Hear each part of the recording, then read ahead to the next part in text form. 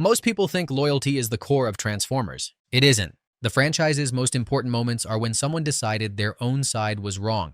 A Decepticon who couldn't follow another order, an Autobot who sold out his own kind, a Predacon who chose to die as a Maximal. These aren't side characters. These are the stories the franchise keeps coming back to. Switching sides means a deliberate, sustained choice to fight for the other faction. Not mind control, not a momentary betrayal, a real choice, made with full awareness that held. By the end of this, you'll see every defection in Transformers history fits one of 4 patterns, and you'll never look at any of them the same way again. Skyfire, original G1 cartoon Decepticon. Starscream's pre-war exploration partner, an ancient Cybertronian scientist frozen in Arctic ice for millions of years. First appearance Fire in the Sky, Season 1, Episode 7, 1984. Reawakened in the present day, briefly aligned with the Decepticons. Then Starscream orders him to execute Spike and Sparkplug Witwick E as prisoners. Skyfire refuses. "I'm a scientist, not an executioner." Starscream shoots him out of the sky. Skyfire wakes up and joins the Autobots. Skyfire is the prototype. Every Decepticon to Autobot defection that comes after, Drift, Bayverse, Jetfire, IDW Megatron, is a riff on this template. Conscience triggers the switch. The franchise figured out its most powerful arc structure in Episode 7. Here is the production detail that reframes everything. Original recording sessions used the name Jetfire throughout. Hasbro had licensed the Macross Valkyrie toy mold from Takatoku. When Bandai bought Takatoku and Harmony Gold's Robotech entered the US market, the model and name had to change. The Transformers Story Bible is explicit, quoting directly, "Jetfire has been transformed into Skyfire with a different model due to legal reasons." Animators had already finished the episode. The dialogue was redubbed line by line. The first defector in franchise history was a scientist who refused to be a soldier. Every defection that came after Skyfire is a footnote to the moment he said no. 25 years later, the same name shows up on the opposite side of the war. Jetfire. Bayverse film, June 2009. An ancient Decepticon seeker who served the Fallen himself. Alt mode SR-71 Blackbird. Voiced by Mark Ryan. Different character from Skyfire. Different continuity. Same name. Both defectors, opposite directions. Skyfire defected because Decepticon crossed his moral line. Bayverse Jetfire defected because he stopped believing the cause meant anything. He didn't refuse a specific order, he refused the whole war. His on-screen explanation, almost word for word, "I changed sides to the Autobots. It's a choice. It's an intensely personal decision. So much negativity. Who wants to live a life filled with hate?" By the end of the film, he sacrifices his spark and parts so Optimus can become Jet Power Optimus and defeat the Fallen at Giza, a production detail most fans miss. ILM redesigned his head mid-production specifically so they could animate a smirk. The toys retained the original mouthless head. Buy a Revenge of the Fallen Jetfire toy and you're holding a discarded design. An ancient soldier who outlived his cause and finally said so. Skyfire couldn't pull the trigger. Jetfire couldn't keep pretending the trigger meant anything. Conscience drives both of them. But the next defector didn't have a conscience to follow. She had a survival problem. Blackarachnia Beast Wars Predacon. Hijacked Maximal protoform, scanned to a Black Widow spider, voiced by Venus Terzo. First appears in Double Jeopardy, Season 1, Episode 7. Originally Tarantula's lab assistant, second-in-command material on M's crew, sharp-tongued and openly disloyal to everyone. Most fans remember her defection as a love story. Silver Bolt, the noble Maximal Fuzor, falls for her. She slowly softens. She joins the Maximal because of him. That's the surface read. The actual trigger is darker. The Agenda Part 3, Season 2 Finale, 1998. Beast Wars takes place on prehistoric Earth, and Megatron has just found the original G1 Autobot ship, the Ark, with a dormant Optimus Prime inside. His plan? Kill Optimus in stasis and erase the Autobots from history before they ever exist. Which means it would erase the Maximals. Which means it would erase her, because her base programming is Maximal. She was scanned from a hijacked Maximal protoform. Megatron's plan would delete her own existence. She activates the Ark's security nets, ejects Megatron, and helps Silverbolt save the wounded Optimus Prime. Survival forces the move. Silverbolt's love just makes her willing to admit it. Transformers. Animated, 2008. Episode Along Came a Spider. Completely retconned her as the mutated form of Alita 1, voiced by Cree Summer. Same character, completely rewritten origin. The franchise can't decide who Blackarachnia actually is. A defector who picked the right side for the wrong reason and the wrong side for the right reason. Blackarachnia didn't switch sides. She switched survival strategies. Survival forced her hand. The next defector wasn't trying to survive. He was trying to become someone else entirely. Drift. IDW Publishing, first appearance, All Hail Megatron, Issue 5, November 2008. Writer Shane McCarthy, artist Guido Guidi. Started as Deadlock, second in command to the Decepticon warlord Turmoil. Recruited personally by Megatron after killing Autobot police in revenge for his murdered friend Gasket. Crashes on a desert world, near death. The neutral circle of light finds him. The Swordmaster Wing teaches him a new code. Renames him Drift. Decepticon Deadlock dies on that planet. Autobot Drift walks off it. Wing doesn't make it off. He dies protecting the circle of light from a Decepticon raid. Drift takes Wing's name on him as a vow and walks off that planet carrying the death of the only friend he made there. Drift's defection is identity-based, not ideological. He didn't change his mind about the war. He changed who he was. The katana, the white paint, the samurai code, all of it is Drift building a new self from scratch because the old one had become unbearable.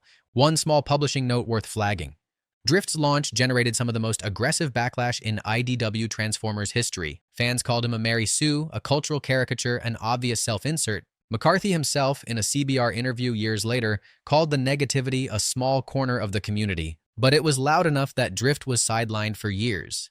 Then James Roberts picked him up in More Than Meets the Eye starting in 2012 and quietly turned him into one of the most beloved characters in the entire IDW run.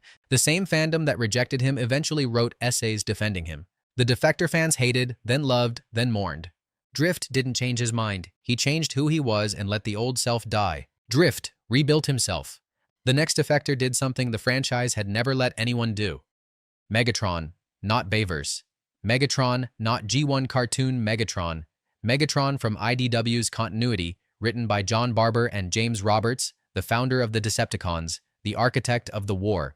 4 million years of atrocities on his record, joined the Autobots. Dark Cybertron finale, April 2014. Bumblebee is killed by Shockwave. His body lies on the ground. Megatron walks over, picks up the Autobot insignia from Bumblebee's chest, and pins it on his own. No speech, no ceremony, just the badge swap. The most loaded faction symbol in the franchise put on the wrong body. He surrenders to face trial for his crimes. The Autobots have to figure out what to do with him.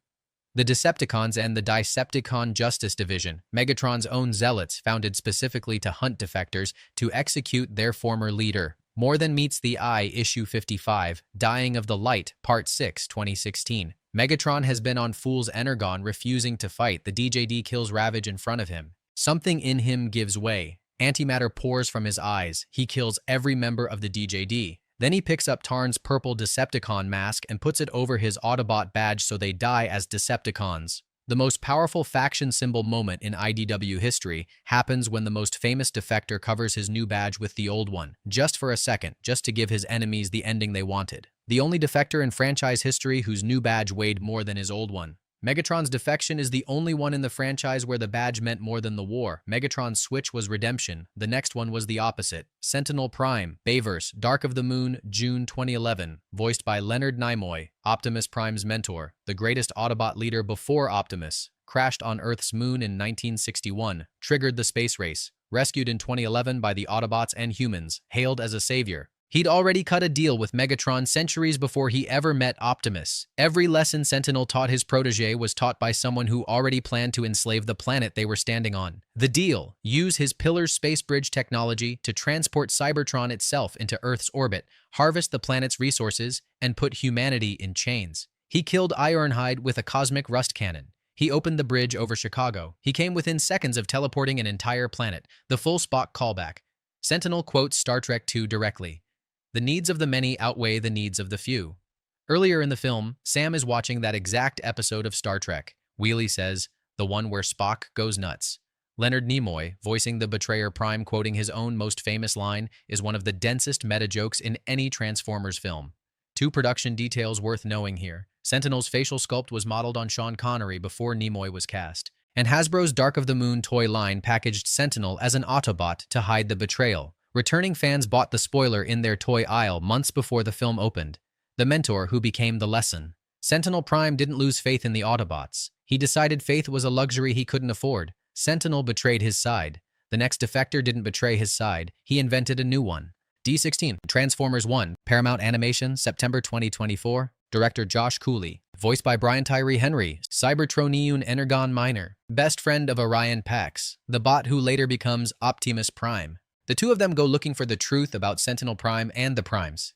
They find it. This isn't a defection. D16 doesn't switch from one existing faction to another. He discovers Sentinel Prime betrayed Cybertron and killed Megatronus Prime. He rips Sentinel in half. He takes Megatronus Prime's transformation cog. He renames himself Megatron. He founds the Decepticons in the same scene. Every other defector on this list switches sides. D16 invents a side. He's the inverse arc, the only character on this list whose movement isn't between factions, but the creation of the second faction itself. The Decepticons exist because D16 made them exist. And the cruelest detail, he brands his chest with the imprint of Megatronus Prime, the very Prime who taught the original ideal of justice.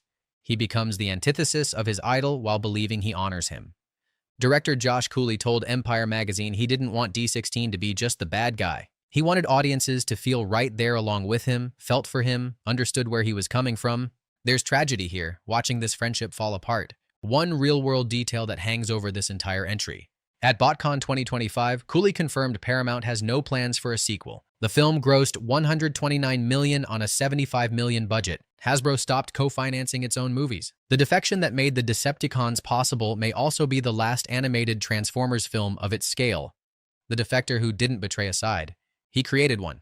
D16 didn't betray a faction. He invented one to betray. 7 defections, 4 patterns. One left, the one that ties all 4 together. Dinobot, Beast Wars 1996, Predacon Warrior, Velociraptor Alt Mode, voiced by Scott McNeil.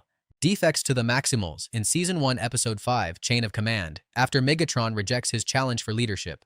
Joined the Maximals out of pride, stayed out of honor. The most respected character arc in the entire Transformers franchise. Adult fans 28 to 42 will tell you that without hesitation. His defection isn't really the story, his death is. Code of Hero, Season 2, Episode 9, original air date, March 9, 1998. The story editors Bob Forward and Larry DiDelio directed the episode themselves, the only Beast Wars episode the writers personally directed. Dinobot defends a tribe of proto-humans against the entire Predacon army alone. He dies of injuries sustained in the battle. His final words are scripted, taken almost directly from Shakespeare, from Othello. Tell my tale to those who ask. Tell it truly, the ill deeds along with the good, and let me be judged accordingly. From Hamlet, the rest is silence. One continuity note that gets repeated wrong constantly. Many fans believe Scott McNeil improvised Dinobot's final words. He didn't. The Shakespeare lines are scripted. The famous improv was different. McNeil, frustrated by crew laughter during recording, snapped in character, "Do you mind? I'm trying to die here." That's the improv, not the death scene itself. And before composer Robert Buckley scored the final stand, the rough animation was temped to a Beast Wars version of the Mortal Kombat theme. Look back at this list. Skyfire and Bayverse Jetfire defected because their conscience couldn't follow another order. Blackarachnia defected because survival demanded it. Drift and IDW Megatron defected because they had to become someone else to keep living. Sentinel and D16 defected because they decided their original side was the corruption. Conscience, survival, redemption, corruption. Every defection in Transformers history fits one of those 4 patterns. There are no exceptions, except one. Dinobot's arc contains all 4. He's the only character in the franchise whose defection isn't a category, it's the entire system. The Predacon who chose to die a Maximal so a future he'd never see could Xenobot is the only defector in Transformers history whose final words are still being quoted 30 years later. Loyalty in Transformers isn't a virtue. It's a starting position. The characters worth remembering are the ones who realized they started on the wrong side. Which defection do you think was actually justified? And which one was just cowardice? Tell us below.